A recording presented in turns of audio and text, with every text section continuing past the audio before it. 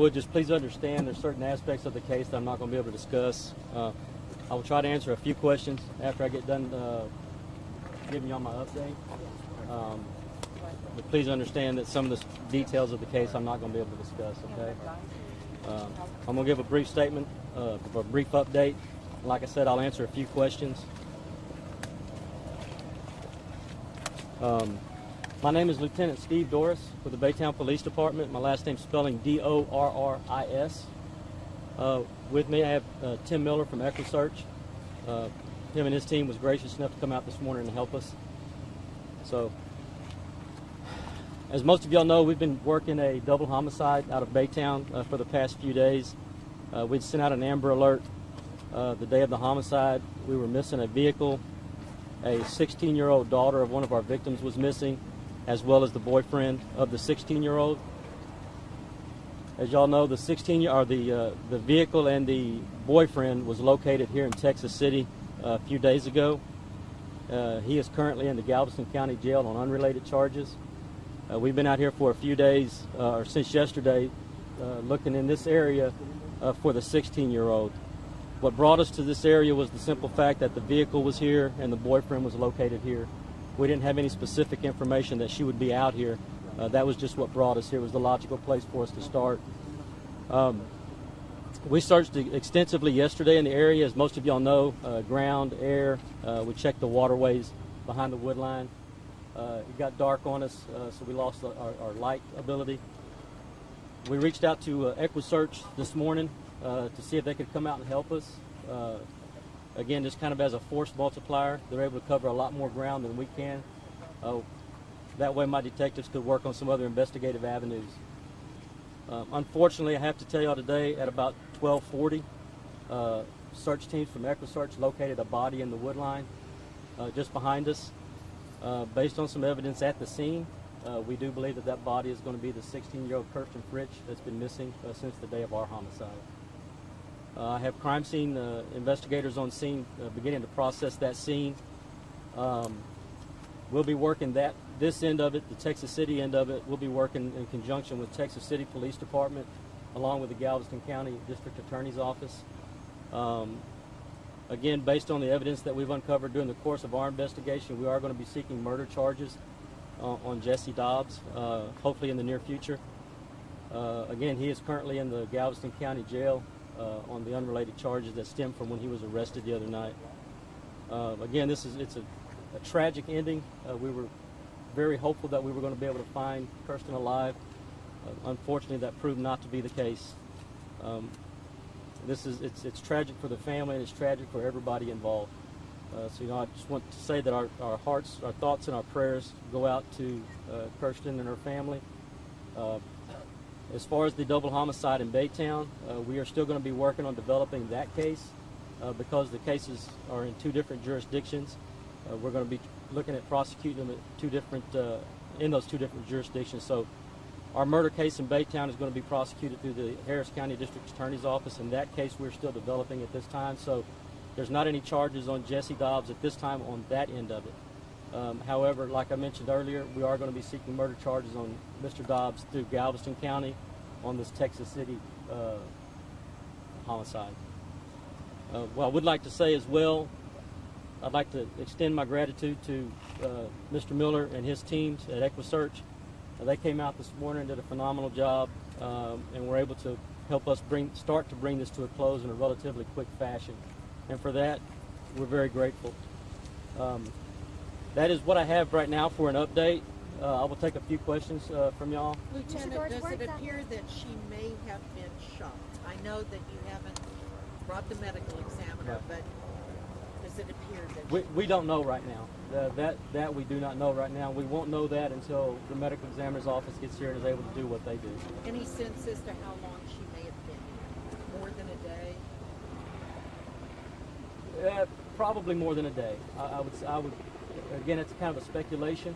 I know that we were out here all day yesterday, so we know she wasn't put there yesterday. So I think it's safe to say she's been there for more than a day. Where So exactly this was is the body found? Where exactly was the body found?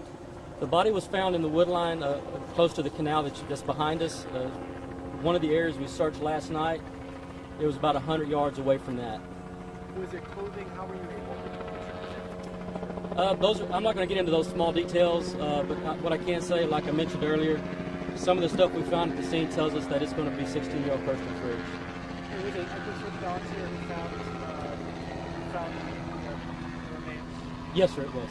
Yes, sir, it was. Does it look like the homicide occurred here, or maybe she was brought here after the homicide occurred? Again, that we don't know.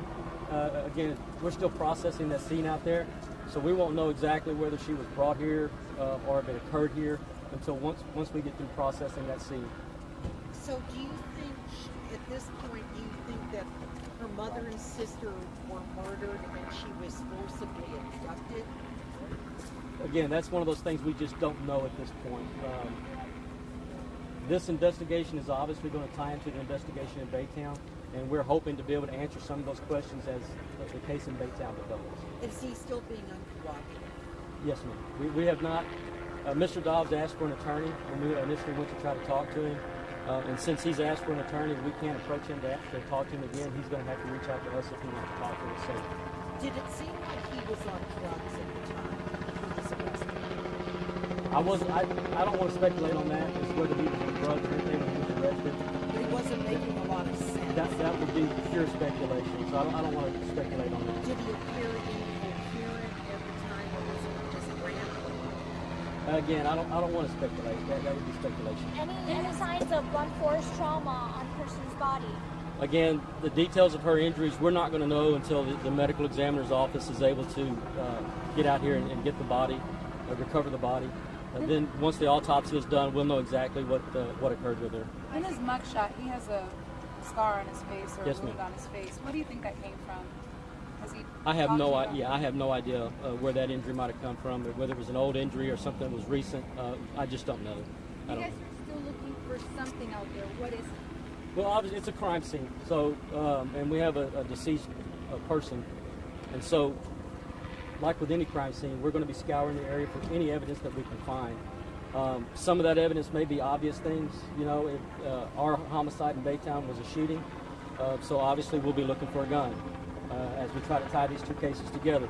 But there's also other evidence that we're looking for, just whether that's clothing or any other evidence to link our suspect to this scene or our victim here to the one in Baytown. There's been no gun recovered so far? No, ma'am. No, ma'am. In the surveillance video, does he see without any shoes? Did you find his shoes near the body? No, ma'am. And again, we are just now starting to process that scene, so I can't really tell you what all we are going to find. We are going to be here for several hours as we process that scene. As you can imagine, it's a wooded area. It's an open field, basically. So there's a lot of area for us to cover, and we're going to have to cover that with a lot of great detail. You said you were hoping to file murder charges against him. Do you foresee that being elevated to capital murder? That's going to be a determination for the district attorney's office to make. There's certain elements that have to come along with that, and we have to be able to prove those elements to be able to make it a capital murder. So that's one of those things the district attorney's office has to sort out once we get all of our evidence collected. If you had your way, would that be your preference? I want to get a closure for the family. That's our main purpose. That's our main function, is getting closure for the family. We don't focus too much or stress too much over that end of it. Our job is to find the facts and present that to the district attorney's office. And we're ready for it. Would you mind if we spoke to this camera now? Not at all. So it was less than a half hour into the search and you found this. Well, I mean, it was a short period of time. I think we had, some four-wheelers and stuff out there. Last night they was kind of concentrating where the dogs ran out of daylight. And so I think what we discussed this morning when we met with detectives, let's just kind of start over as though nothing has been done. So, we got lucky. What was that like, though, kind of preparing yourself for a long day of searching, and then it's there? I don't know if we prepare for a long day. I think what I focus on is the end of the day, and if we don't find them, I think I shared earlier that when we don't find them, a lot of times that's good news because we hold on to that hope that they're alive. I think I shared earlier that the sooner we find whoever we're looking for, and especially in this case too, the better it is for everything. There's a better chance there's going to be evidence. There's a better chance they're going to be able to determine the cause of death, so the investigation can move forward. And again, we had some luck on our side, and you know, and again, I mean, my biggest thing right now is I've been there a little bit in my life, but I can't even relate to what this family is going through. It's 3 families murdered, and I wish I had words for that. I don't even have words what in the world they could be going through right now. You know, I'm glad law enforcement had some, you know, faith in us, and as we know, they were busy doing investigative work, and so, you know, we were just another resource, and you know, I'm honored they had faith in us to ask to come and help. You were talking to one woman over there who says she's related to the 13-year-old Brianna. So you were able to talk to the family? No, it was actually a friend that was a friend of a family member. So. Two more questions, folks, and we gotta wrap it up. Laying there, or were there branches on top of the body? How did you find the body? Well, it's one of the ATVs that located the body, and then they just stopped immediately. We contacted detectives. We kept 2 people on the scene until detectives got there. We just secured the area until detectives got there. And you had a description before you went out and went into the new body.